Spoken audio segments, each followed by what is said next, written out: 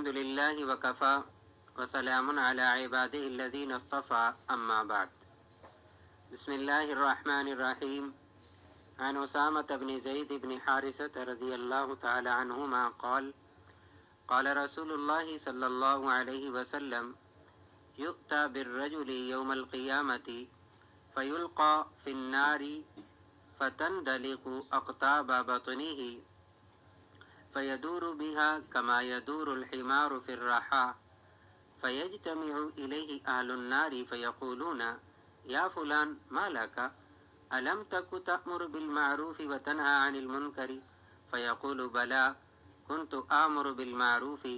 ولا آتيه وأنهى عن المنكر وآتيه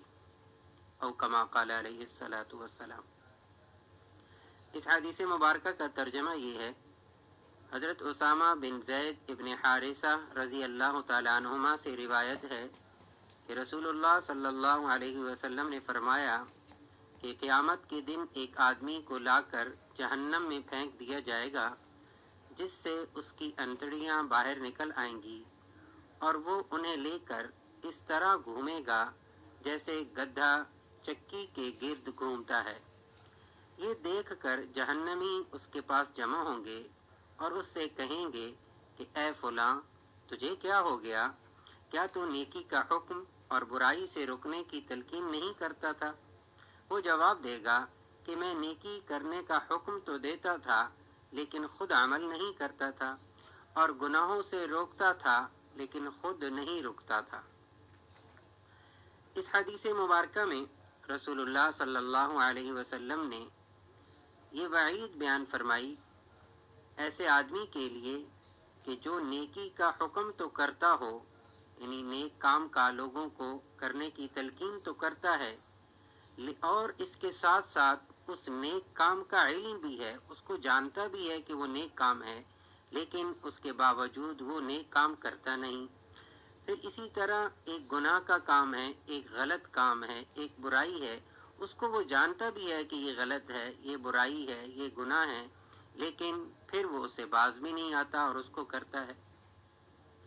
جب ہم اس طرح کی احادیث کا مطالعہ کرتے ہیں تو پھر ایک بات ذہن میں آتی ہے کہ کیا جو آدمی بے عمل ہو یا گناہ گار ہو تو کیا وہ دوسروں کو کوئی نصیحت کی بات، کوئی نیکی کی بات نہیں کہہ سکتا؟ یعنی جو آدمی کسی گناہ میں مبتلا ہے تو کیا وہ دوسروں کو اس گناہ سے باز رہنے کی تلقین نہیں کر سکتا؟ تو جواب اس کا یہ ہے کہ یہاں اصل میں دو باتیں الگ الگ ہیں. ایک یہ کہ کسی اچھے عمل کو کرنا یہ ایک الگ نیکی ہے، اور دوسرا یہ کہ پھر اس اچھے عمل پر اور اس نیک عمل پر دوسروں کو تلقین کرنا یہ ایک اور مستقل نیک عمل ہے. اور ظاہر ہے کہ ایک نیکی کو چھوڑنے سے یہ لازم نہیں آتا کہ انسان دوسری نیکی کو بھی چھوڑ دے. جیسے اس کی مثال ایسی ہی ہے کہ ایک آدمی اگر نماز نہیں پڑھتا تو اس کے لیے یہ لازم نہیں ہے کہ وہ روزے کو بھی چھوڑ دے. تو بالکل اسی طرح اگر کوئی آدمی نماز نہیں پڑھتا تو اس کے لیے یہ ضروری نہیں کہ دوسروں کو نماز پڑھنے کے لیے بھی نہ کہے. اسی طرح کسی ناجائز فعل کا ارتکاب کرنا یہ ایک الگ گناہ ہے، اور اس ناجائز فعل سے نہ روکنا یہ دوسرا گناہ ہے. تو ایک گناہ کرنے سے یہ لازم نہیں آتا کہ انسان دوسرا گناہ بھی ضرور کرے. چنانچہ امام مالک رحمہ اللہ نے حضرت سعید ابن جبیر رحمہ اللہ کا یہ قول نقل فرمایا کہ اگر ہر آدمی یہ سوچ کر امر بالمعروف اور نہی عن المنکر کو چھوڑ دے کہ میں تو خود گناہ گار ہوں، جب گناہوں سے خود پاک ہو جاؤں گا تو لوگوں کو نیکی کا حکم کروں گا، تو پھر نتیجہ یہ نکلے گا کہ نیکی کی تلقین کرنے والا کوئی بھی باقی نہ رہے گا، کیونکہ ایسا کون ہے جو گناہوں سے بالکل پاک ہو؟ اور شیطان بھی یہی چاہتا ہے کہ لوگ اسی خیال میں پڑ جائیں اور امر بالمعروف اور نہی عن المنکر کے فریضے کو چھوڑ دیں. ایک صاحب نظر نے تو یہاں تک کہہ دیا کہ جب مجھے اپنی کسی بری عادت کا علم ہوتا ہے، یعنی کسی غلطی کا یا کسی برائی کا علم ہوتا ہے، تو میں اس عادت کی مذمت اپنی تقاریر میں اور دوسروں کو نصیحت کر کے کرتا ہوں تاکہ لوگوں کو کہنے کی برکت سے یہ والی بری عادت مجھ سے بھی جاتی رہے۔ پھر اسی طرح جب ہم قرآن مجید کی آیات کا، قرآن مجید کا مطالعہ کرتے ہیں تو ہمارے سامنے سورۃ البقرہ کی آیت نمبر 44 جب آتی ہے تو اس کے اندر بھی اسی طرح کی ایک بات خود اللہ رب العزت نے بیان فرمائی کہ اتأمرون الناس بالبر وتنسون انفسکم، کیا تم لوگوں کو نیکی کا حکم کرتے ہو اور اپنے آپ کو بھول جاتے ہو؟ تو یہاں بھی ایک الجھن سی آتی ہے کہ یہاں بھی یہی کہا جا رہا ہے بظاہر کہ نیکی کا حکم وہ کرے کہ جو اپنے آپ کو اس نیکی پر عمل کرے۔ چنانچہ یاد رکھنا چاہیے کہ اس آیت مبارکہ میں ڈانٹ جو ہے نیکی کے عمل کو چھوڑنے پر پلائی گئی ہے، نہ کہ نیکی کا حکم کرنے پر۔ آیت کا مطلب ہرگز یہ نہیں ہے کہ بے عمل آدمی کو نیکی کا حکم کرنا، برائی سے روکنا یہ جائز نہیں، بلکہ معنی آیت کا یہ ہے کہ ایسے آدمی کو بے عمل ہونا نہیں چاہیے۔ لہٰذا دونوں باتوں میں فرق واضح ہو جاتا ہے۔ پھر دوسری بات جو اس حدیث مبارکہ میں سامنے آئی وہ یہ